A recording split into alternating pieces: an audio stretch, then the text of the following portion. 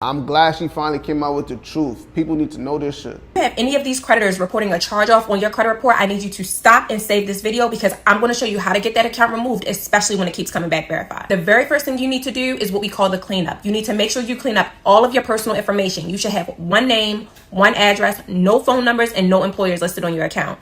This step is super vital because when you're dealing with original creditors, they have a lot more leverage and a lot more information to use against you. The second thing you need to do is request validation of the debt. In your validation letter, you should be requesting a few things. The first is securitization. If this debt was securitized, that means they may manage the account, but they do not own it. Secondly, you need to know if this debt was canceled. If they canceled and took a tax credit through the IRS, they should have issued you a 1099-C. And if they did not, you need to go to the IRS and get yours. The third thing you should be requesting is a copy of the double entry accounting records. Statements and ledgers just will not do. You need the internal record showing all the transactions that happened from the time it was open till today's date. Finally, you need to request a copy of the ACDB record. You need to know exactly why it's being reported on the credit report the way that it is, especially if it's inaccurate and if it's them that's at fault or the credit reporting agencies. Once you have a good debt validation letter, you want to send it either via certified mail or through the CFPB and wait 30 days.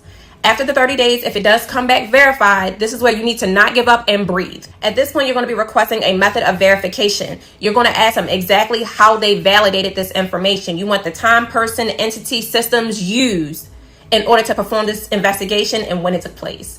If they respond with none of the information, then at that point, you have leverage to sue. Finally, you're going to send what's called a final demand and writ secure. At this point, you're going to list how you requested validation, they failed to do a proper investigation or validate this account, and now they owe you money. You give them the amount that they owe you, you offer them a settle amount, and you give them a time frame in order to pay you and to delete it off your credit report. And I know this can sound like a lot, so comment easy down below if you want the full guide. Thank me later.